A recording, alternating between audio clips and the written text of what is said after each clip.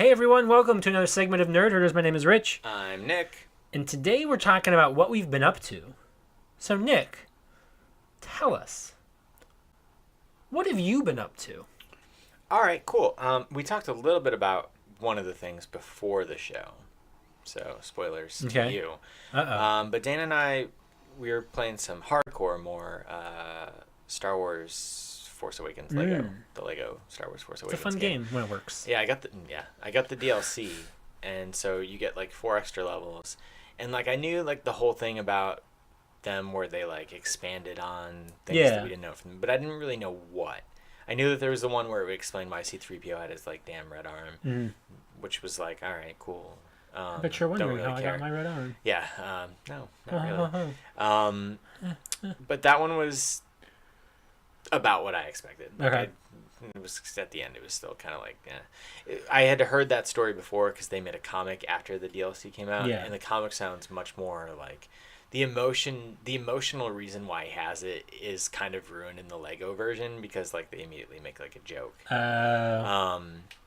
But the other ones were unexpectedly, for the most, 2 of the other ones are actually like, oh, that's kind of cool. I'm happy that you fleshed out on that. And like, can I tell you what they're about without telling you where they go? Well, I know one of them is Poe getting off Jakku. Yeah, how Poe gets off Jakku, which is a big mystery. Yeah. Like, it's kind of like, because when you watch Force Awakens, and I think it was, I don't know if they've officially said it, but it feels like Poe was supposed to die. And then they were like, actually, we could do a lot more with this character, and we like Oscar Isaac, and we're going to kill off Han Solo, and so we need like a new Han Solo for 8 and 9. Because it really doesn't seem realistic that he survives, and then that he is also then back with, the resistance. Sure, but it's one of those things where we talked about this, I think, last week, before about something where you were like, I think it was when we talked about Westworld, like, if I don't see him die, he's not dead. Yeah. Yeah. Which we don't really see any. There's not even a place where you would see him die. I feel like I've read that from either J.J. Abrams or Lawrence Kasdan that originally he was supposed to die. But it's cool seeing that. And then there's the C-3PO one. There's another one that's just like, it's actually the other 2 are both kind of. They're both kind of whatever. That was the one that I thought was cool. Okay. One of them is you just play through the Resistance attacking Starkiller base, and the other one is cool. Kind of, you play as the First Order attacking Taco Dana, like from their perspective. That's cool. Which was cool. But yeah, they're a lot of fun. We're really close to the platinum in that game now, so. And you go back and clean up. Trophies for that was fun. The other thing that I wanted to talk about was, let me think about it. Give me a second. What did I do? Well, you think about it, I'm going to drink this Devil's Milk. Yeah, what are we drinking this week? Devil's Milk. It's a barley wine style label. I'm not a big fan of it, but I keep drinking it. Oh my God. I don't know. What are you up to? Let me think of it. Because there was something where I was like, I definitely have to talk about that. I have a few games. I played a few games since last we spoke. I'll leave one of them for last because I know you played it, and so I want to talk to you about it a little more in depth. But one of the things first platinum of 2017 was Lara Croft Go. I played that game too. It's fun. Yeah. I don't know if I like it as much of what I've played as Hitman Go, but it's still an excellent game. Yeah. And I wish I would have played this before I played Hitman Go. Which is what I did. I thought you played Hitman Go. Oh, you played Lara Croft Go on your phone. I played Hitman Go. I played Lara Croft Go on my phone. So. Okay. Gotcha. And I would play Lara Croft Go again. I would play through it again on PlayStation, get the trophies and stuff like that. Yeah, it's a lot of fun. Yeah, no, I mean, it's a good game. I think that Hitman Go is an even more satisfying game. From what I've seen, Deus Ex Go actually looks really cool. Yeah. But I don't know if I care. Even though it'd be fun, I don't know if I'll play that one. I'll get to it, but I don't think it's on PS4 yet. No, I don't think so. But I would want to finish Hitman Go. I wish I had played Lara Croft Go first because Hitman Go is clearly evolution. Like they're getting better and better at these games. Like I even started Lara Croft Go and I was like, oh, I don't have a number of spaces I have to. I was like, okay, I guess I can just do whatever. Yeah.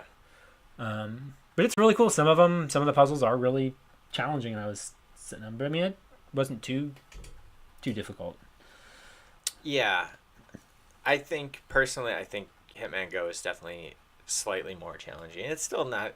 It can't be the hardest puzzle game in the world because I beat it. Like, I'm not good at that type of stuff usually, and it's like even that Witness. I wouldn't say I was good at it. Like, I wasn't like a savant at Hitman Go where it was like every level I just beat in one. Yeah. Like, I had to like really try. Like, bang bang die, bang bang go the other way. Nope, I'm still wrong. Yeah. What do I do? What do I do? What do I do? Try this, and then finally it would click. I didn't really get that with Lara Croft Go. I never felt like frustrated, really, almost ever. There was one or two in the DLC stuff. See, it's on PlayStation. Yeah. That gets a little bit more difficult. And I was like, it kept trying over and over again. And I remember what else I was up to. okay, what were you up to? Well, keep going. Okay, so I finished that, and then I played through a game called Virginia. Yeah, how is Virginia? I saw you were playing that. It's good. It's really bizarre. It's I hate to use the name. It's a quote unquote walking simulator game, and you're like a new FBI agent on this missing persons case, teamed up with kind of an older FBI agent, and you're also kind of investigating her. And it's super interesting, almost in like a weird.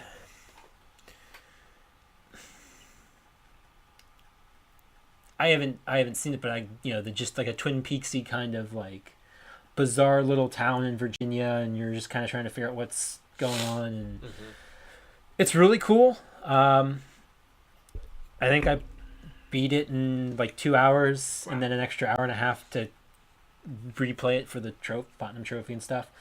But I got it on like one of the sales. It was a fun little game. Nice. Probably one of the better games I've played this year. I don't know if it will make my top 10 list, which we'll have probably in a couple weeks. Actually, I was thinking maybe we should do that next week. I was going to talk to you about that. We'll see. It'll be soon. Yeah. So I did that, and then I played Inside. I know, finally. Didn't see that. Finally. Okay, awesome. And it was fucking awesome. All right, well, put a pin in it. Yeah. Okay. We'll talk more about that. I didn't know that. I didn't expect that. I didn't see that coming. I texted you about it. I snapped you about it or something. You were yelling at me. Oh, fine. It took you long enough to play it. Really? Mm-hmm. I thought that was about Westworld. I said something like that. No, you did that. Yeah, you did Westworld too, and then you did it about Inside. No. No, I don't remember. Drinking too much of this barley wine. I guess I was. There was actually. Were you playing it on New Year's Eve? I got pretty drunk on New Year's Eve. Might have been New Year's Eve. I don't. No, it wasn't New Year's Eve. I played Virginia New Year's Eve. I played Inside the night before. Bad memory. Oh. But anyway, all right. So we'll talk about that in a second. I played episode 1. Episode 1 and 2 came out on the same day of Telltale's Walking Dead season 3, The New Frontier. How was it? Awesome. So good. Like I liked Batman, but I admitted Batman has some technical flaws that really hinder your enjoyment of that game. And again, I would say play it now. They'd probably patch most of it. But no issues at all with this game. It is, as far as Telltale games, like a noticeable leap forward in graphical integrity of the game. Nice. Beautiful game. And to anyone out there, if you haven't played season 1 and 2, like you probably wouldn't get as much out of it. You should definitely play season 1 and 2. One of the things that myself and other fans of that series have been wondering for in the couple years since 2 came out was 1 to 2, your decisions truly carried over. But the way that 2 ends in so many radically different ways based on your choices, that it was just like, how could they possibly do it in 3? And the answer is both they couldn't and they did. Okay. And what I mean by that is, like, they conveniently in a flashback wrap up whatever your choices were, and they still carry over. It's still fully reflected. They wrap it up in kind of a flashback, but at least for the choices that I had made into a very satisfying way, where most of them wrapped up in a way that they don't affect the story of 3 at all. But I didn't feel cheated by it. Gotcha. I felt like there was some genuine resolution. And, like, believe me, like, the way that 2 can end, totally, completely different sets of characters are either alive or dead. Different things have happening. So I don't know if all of those are satisfying payoffs, but the one that I got, it definitely was. The new character that they introduced that you play as for most of the game. I was going to say, you play as a different character. You play as a different character for almost... Well, actually, you are that character for the entire game. Okay. But Clementine, the lead... The co-lead of the first 2 seasons, without spoilers, is somebody that you encounter about halfway through the first episode. Gotcha. But really, really great. And I say that as somebody who is definitely less and less of a Walking Dead fan as a whole. Mm-hmm. I still haven't watched past that first episode. I don't, honestly, just this morning I was thinking about, you know what, I might not ever go back. I might not finish those. And then I was like, nah, you probably will. But the game, you really should play these games. It's on my list. You should really play 1 and 2. I mean, 1 was like a game of the year. Yeah. Actually, for a lot of people, it was game of the year. A lot of sites and outlets. It was definitely a contender. 2 is good, very good. I have them. They're on my PS Plus. Like, I got them some free games. I'll get to them eventually. Yeah, I mean, they're like 5-hour experiences. You should do it. But it was good. So, Inside. Yeah. This is a really fucking cool game. Big fan of it. Mm-hmm. You liked it a lot as well. I did. I liked it quite a bit. This is definitely probably going to be on my best of 2016 games list, I imagine. As well. So, it's a beautiful game. It's gorgeous. Yeah. The different, every attention to detail of like, just everything is just so perfectly planned out. Mm-hmm. Where it's just like, it's so fluid. Like you'll be running, like you have to run in the exact right sequence for something like a dog not to catch. And like in every mistake I made, I felt was my own fault. It wasn't like, oh man, I think there was like one of the water things I was getting really mad at because I kept fucking it up or trying to figure it out. But for the most part, I was like, everything was clearly my fault. Oh, I see what I did wrong. Oh, I see what I did wrong here. Oh, I got it. I figured this out. Mm-hmm. It's got great mood, tone, atmosphere. Yeah. Like, honestly, I think because you get so sucked into being inside that world of that game, like, when you, like, spoilers for the game, I think we should just say. Yeah, spoilers from here on out. It's great. Play the game. Like, when you go, like, halfway through the game where it kind of radically changes. Yeah. And then it radically changes at the end again. Like, when you start seeing, like, the underwater, like, creepy little bitch. Like, I was kind of creeped out. I was like, I don't want to go further into this water. Well, like, yeah, like the first time you encounter her, and I was like in the tank submarine thing was, and I was like trying to figure out like what she was doing, like what she was reacting to, and I was like, okay, she's there and she's floating around. Oh shit, she got me. I was like, okay, and then I realized she was like almost like a Boo character. You had to keep looking at her to get her to stop. And there was like a later part with her was like one of the frustrating things that I was having problems with because I was like, I gotta time this and how do I get back into here? And what do you think of the ending? Okay, so because I know this is kind of where people seem to deviate a lot. So the entirety of the game, to me, is.